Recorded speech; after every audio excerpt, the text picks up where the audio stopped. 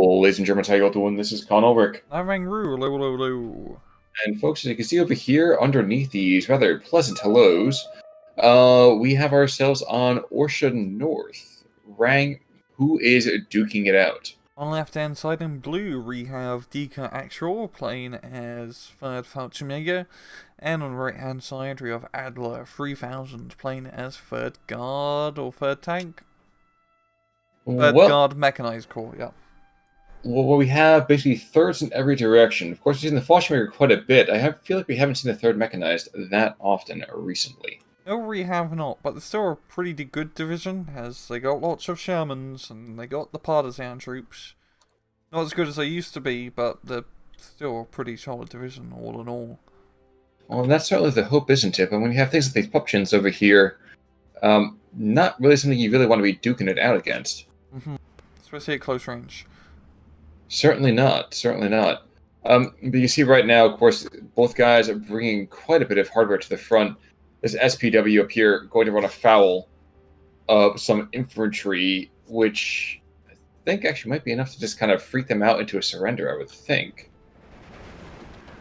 Or actually the TRTs, yeah. I really like how Adler did a full-on half-track push into the enemy town, and actually he's just needs to get his guards into the actual building to be pretty much safe. But I do like his rather aggressive stance, because if you can capture the enemy's town on this map, that's two very easily defendable flag points under your control. Heck, three really.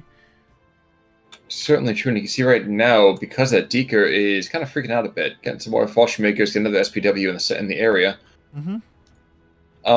Things not going quite as well for his push on the upper north side of this map. Yeah, thrown back to losses. Yes, I'm sorry. The Falchemegers are really just tearing up all the Russian infantry here, as they are pretty damn well equipped. The two MTRs worth their weight in platinum here. Down to the south, similar kind of issues trying to push in. Not too surprising, I guess, but I don't know. Third Fallschirmjäger definitely will fade down the line. Especially without Vanguard. I mean, both of them gonna have a pretty hard time once G phase hits. Vanguard maybe not so much, but the B phase will probably hit Deeker very hard. Well, and that's the major issue, isn't it? That whole kind of Maverick middle that Helsel out kind of really concerned for. Yeah, Maverick is a really scary income to play as. Yes, because you have to win the first 20 minutes. Yeah, if you don't, you're done. You might as well just throw in the towel. I'm trying to figure out. Oh, I was trying to figure out what the Shermans are engaging. We see right there, Adler getting quite lucky. His opponent is unfortunately a little bit more widely interspersed than he would probably prefer to be otherwise. Yeah, the town pushes went really well for Adler so far. He's getting some reinforcements to try and secure his northern front, as he's currently getting pushed by a few Falchemegers. I think the Partisanis in the forest should thoroughly stop outposts for now. Hey, it worked for Robin Hood. It worked for actual Partisans as well. Also true. Also true. And let's not kid ourselves. The vehicle gameplay over here for the third Fallschirmjäger is heavily against them. Pretty much no matter who they fight. You got some of those cool Italian tanks and armored cars and a handful of stugs.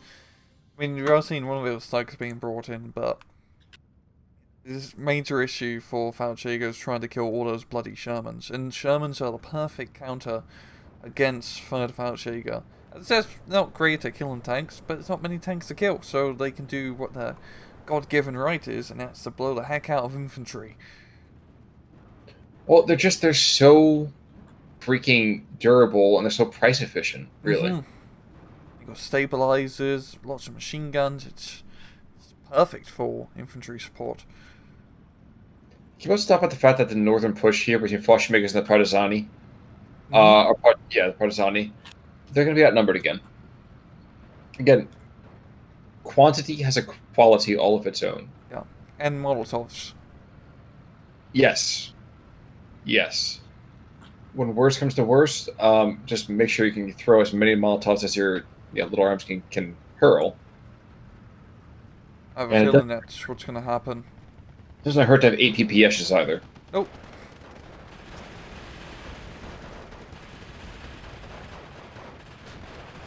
And you can see right now just the sheer amount of firepower, just how devastating that is. Of course, the Gavolta Ledo is coming the other direction. This could be quite considerable as well. Yeah, pretty bunched up. Does decent damage, but not enough. No, it doesn't.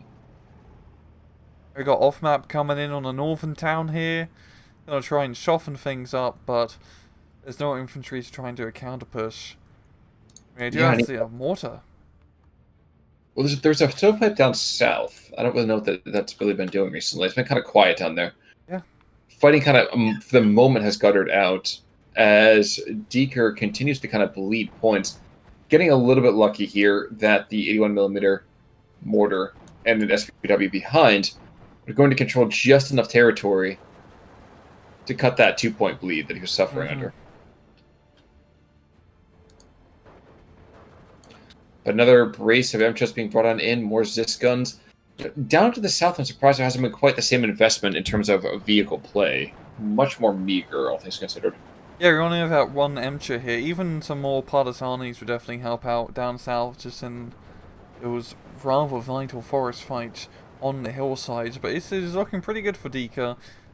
I mean, if he can get a Panzerschreck up, he can knock out the MCHS and probably finish off the rest of the infantry here, as Roddy has. Of course, to say that, that's when more Partisani come on through. Yeah. That's exactly what's happened. Oh, look all the way down south in Deeker's spawn. We got a Panzerschreck hugging the border, trying to get behind enemy lines. I do... I do like that ballsy maneuver. Probably not going to work as well against Fauchjägers, as they have no real heavy tanks to blow up.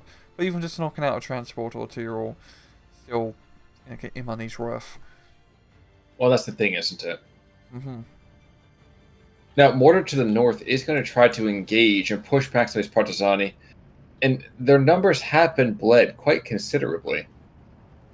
But I still would not want to engage into that. Nope. And Deeker actually needs some actual infantry reinforcements up north, which he's doing with 2 Fauchjäger squads. Because all he has, is his 1 battery Führer. And he only has 1 battery to help the Führer. It certainly does seem to be the case. Down to the south, by the way, Panzerschreck squad did go down almost instantly. Did he get the Shrek? Yeah, he got the Shrek on the Sherman, though. Nice. Pretty vital kill, yeah. True, but we're also seeing squad by squad getting shoved back or forced into surrender. There's 1 guard squad actually sitting on top of that flag, and that's keeping, for the moment, keeping Deeker in it. But he does have the numbers to push this back. Again, as the game goes on, he gets weaker no matter what. Yeah. I'm quite surprised I haven't seen any infantry reinforcements to try and take back the northern town, as it has been thoroughly beaten up a bit with the off-map artillery. Yeah, I suppose that's true. But 1 squad of Sturmjägers, I think, is the only thing he can really spare for the moment. I think he's so fixated on trying to somehow exploit the minimal progress he's made in the south. I think that's a bit of a mistake. I think he's fixating so much on that. Mm-hmm. Adler, doing a good job keeping up the pressure here. I mean, he's managed to get that northern flag under his control, and really just having those Shermans is helping them out quite a bit in that fire support role. He did opt to take him in the 2-star veteranry, so honestly a pretty good choice with 3rd guards, as you don't lose out that much in terms of availability, and having those 2 stars make him goddamn annoying to kill. They just lock on instantly and blow you up. Well, last barrage coming down on top of this center VP, probably planning on pushing or hoping maybe to get himself some kind of flag here. Because right now, he is down going to phase B. 1 Sherman does go down just to the north of that, by the way. And once phase B hits Adler, I'm expecting hordes of Shermans. I want the bloody Detroit factory pumping them out once B phase hits and heading into the front line. Entirely possible, and indeed very likely. as we have another Stroke. So the Strokes being brought in as quickly as they can be paid for by those Deutschmarks.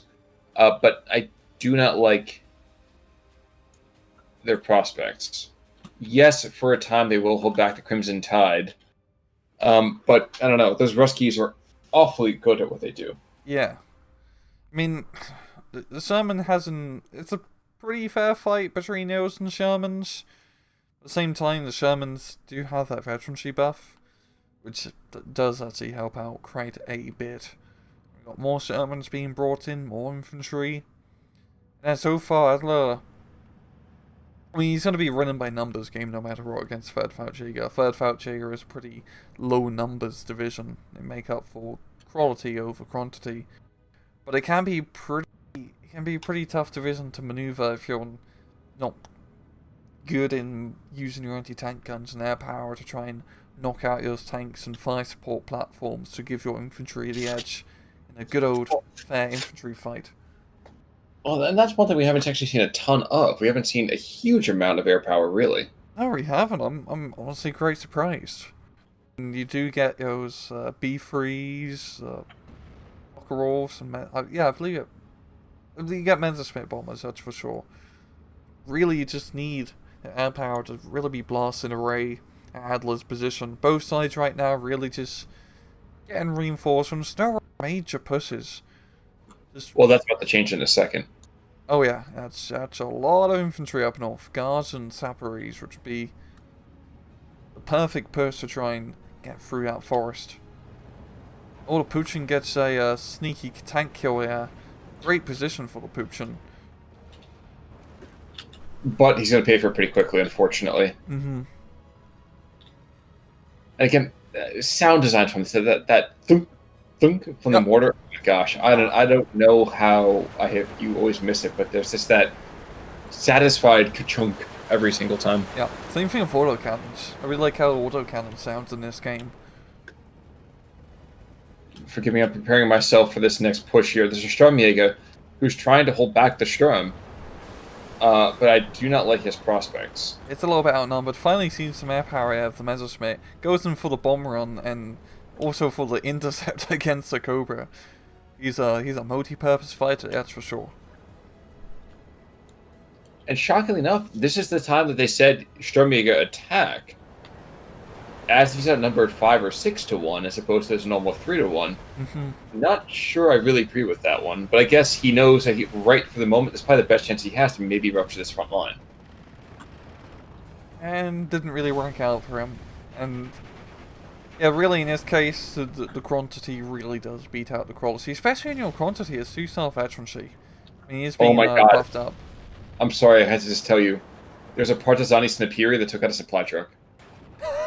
Oh, I see. Oh, that's beautiful. Was it just a single shot? Like single shot. Oh, it's like Sniper Elite shot the fuel tank and blew it up. My headcanon said he shot the driver who then went off the road, but yeah, you're probably right. But more MCHOs, more 2-star MCHOs coming on into the north, down to the south, another MCHO with another kind of anti-tank gun, just to kind of back things up a bit. And unfortunately, it looks like maybe for the Fury, he's going to have more targets or a very quick kill. Mm-hmm. This is intriguing. Finally seen some more air power of another Messerschmitt. And unfortunately for Deeker, he has actually managed to take back a little bit of that northern town now, with a single Feldjäger and some armor. Which is weird, but I think it's just more helped by the fact that his opponent is not quite able to get his anti-tank material, let's say, into the fight effectively. Yeah, he's got the Zis-2s on the hill. He did manage to knock out one of the Stokes, and he's getting the other Zis-2 now into position to try and kill the second one, as he's pretty exposed in the open. So I don't feel like those Stokers are going to have a good time. No, highly doubtful. There's only one guard over there, so he's unlikely. And there we go. That's a dead Stoke right there. Yep, now Sherman's being brought in. There's no real anti-tank support to deal with those Shermans. I have a feeling, you know, if Adler bringing some more infantry to secure that northern town, he can pretty easily take it back. But it's still a trove. It's actually gone back to a trove. And this is good for Deeker, in a sense. As long as he's still alive once he faces it, he will have the income advantage once again. I think, in a sense, is probably the best way to put it. Mm-hmm. Like you said. Even though it's going to be a 30-point difference between him and C-Phase, that's not a huge amount, really.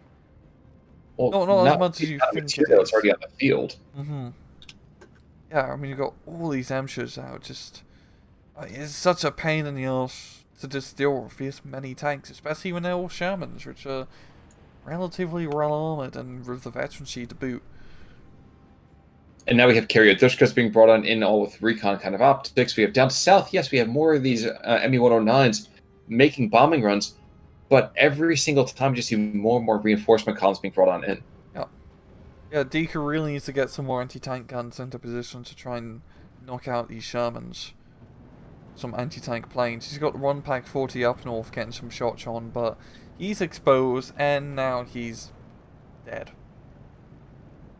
I think for me, I was more kind of concerned about the fact that, yes, he will get more income, but no, he will not have enough troops there to stop. Yeah. Yeah, at this point, Adler just has so much on the field. I mean, just look at the mini-map. There's much more red on the map than there is blue at the moment. We also had a second kill from that Shrek down to the south, but he at least has claimed one guy right there. So I think one Fallschirmjäger squad doesn't make it to the front because of the partisan activities. I wonder, that's actually really fitting for this division to be doing that. I quite like it. But I wonder if he's actually going to notice, hey, there's another Fallschirmjäger squad down south, or on that flank. Where did he go? So I was watching to the north as this SPW. Yes, the Soviet infantry is pushed back for the moment. Mm-hmm. But the MCHAs are just shellacking everything coming down that pike. Sniper coming the other direction. Is he going to take out this Fuhrer? Pack 40 can technically shoot. Shoot the Jeep, come on. On. No, he's too busy shooting at the tank crew. Anti-tank crew. Which I suppose I get. I get it, but just again, come on. If you could shoot the reinforcing materialist, in my mind, I wish I could almost set that differently. Yeah. Guard squad, though, guards column, really, moving on in. But down to the south, Fallschirmjägers and a Fallschirmsturmfire are able to actually get into that south town. That's pretty good. There's still a few, the Partizani and the Flamethrower team, which will make it a bit deadly if he wants to move up any more further in the air. But we'll see what happens. At least for the moment, things are under control from that perspective. Of course, 2 Valentine tanks and an MCHO down south. So I imagine if they get brought on in, they might be able to trundle on up to that T intersection and maybe put some fire onto those infantry to the north. Mm-hmm. But speaking of the north, the last bits of German resistance are starting to get swept aside, and even with all of these airplanes coming on into support, do you not know that's going to be enough specifically? Yeah, the Messerschmitts are actually doing some pretty decent bombing runs, but it's just not enough. Oh no, all 4 of these guys are going to get captured. Oh. Holy crap, that was a pretty good bombing run, yeah. I mean, the guards are going to get away, they're running. Look at the other side, though, too. Then we have 7 squads. Yep. They're being flanked by Karyodushkas and there's Sherman. She's having a very hard time of killing. Now the town's back in supply, too. Oh god, yeah. It's the matter's really just turning into a numbers game, and Adler has the more numbers. Yes, he does. Even with this 410 coming in to maybe stave off this immediate push. Takes out a full-strength squad really quickly. Mm-hmm. But to what end? Still many more squads behind him. Exactly. Now we have pairs of strokes being brought on in. We have, Pack 40 sitting way behind enemy lines, behind their own lines rather. Fallschirmjägers, Fallschirm Pioneers, Fallschirm Sturmpioneers, These guys are all extremely durable and extremely powerful troops in and of themselves. But that's it. They're just single squads. They're not talking about wave upon wave. Yeah. And that's really where Third Voucher really has an issue, is you just don't have the numbers game against Soviet spammy divisions such as this. I mean, Shermans are a pain, just the amount of guards you bring up is a pain. I mean, you can make really good work with those Voucher troops, you just have to be very good in positioning them and the anti-tank guns. I think what's a big problem for Deeker in this match is not being able to knock out the tanks in time, because he just allowed them to just get too many at once. And now with anti-tank guns, it would be impossible to knock out all these Shermans. Actually, I really do like how Adler is keeping all the Shermans in groups of twos. I've just noticed that. Yes. It's quite cute, but it also makes a lot of sense in keeping him alive. Have your little battle buddy. Wait. Time for duck hunt. I got my zapper. Clear.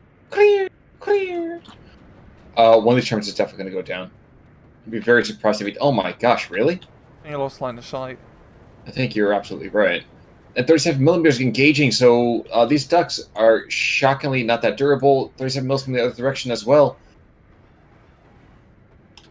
And even more shocking, there's no airplanes coming up to come shoot them down. Even the Cobras could have been enough here. Mm-hmm. Under such firepower, we actually now have guards moving west along that kind of north-central forest right there, facing off against unequal squads of Sturmpiles, almost literally mano a mano. Yep. Sturmpile's doing a pretty good job holding 1 hour at least, and I think that Panzer Strike down south has claimed 2 more kills. Is that at least... Oh, no, you're absolutely right. Yep, you got 2 more. I'm looking forward to see his kill list at the end of this match. Well, now we have, at the same time, Deeker is starting to submit his own troops in. Mm-hmm. And pairs as well. Now, truth be told, we're going to see some surrenders here in just a moment. But even such tiny setbacks aren't really enough to see the Russians kind of being forced back. Yes, it's great to have these troops moving in pairs. Yes, one-on-one they should be able to take out the Shermans, but I would not, bet my life. There's just too much stuff in the front line. So as carriers or the infantry, it's just going out of control. Really, Adler's B-phase Maverick gambit, it worked. It was actually a very good use of the Maverick income. He just managed to get so much stuff on the field in such a small amount of time to overwhelm Deeker's defenses completely. Well, and one by one, every single one of these snipers, I feel like, has actually paid for themselves really quite well, too. Mm-hmm. Another Mr. Duck coming on to the north. Deeker just pulls out. He knows at this point pretty much over, and I have to agree with him there. Yeah. Only like 1,000 point difference, roughly. Pretty standard. And... kills. Okay, the Panzer Strike killed 1 Feldjäger and 2 Feldjäger Pioneers. Mm-hmm. And apart from that, pretty spread out. 1 Sherman got 2 stud kills. Losses, nothing. Some Feldjägers did decent. That was really it. Yeah, I mean, there's one guy who definitely played all the angles. Yes, he did. Yes, he did. And another man who deserves a model, or maybe a burger or 2 for his own work. But you're absolutely right. For the most part, not too much to write back home to the Großmutter and Großvater for. No. But any final closing thoughts as we kind of close out our coverage this week of the SC2 League? There'll be more SC League next week, guys, so stay tuned. Indeed, folks. That means until next time, I'm Con Ulrich. I'm Rangru. Take it easy.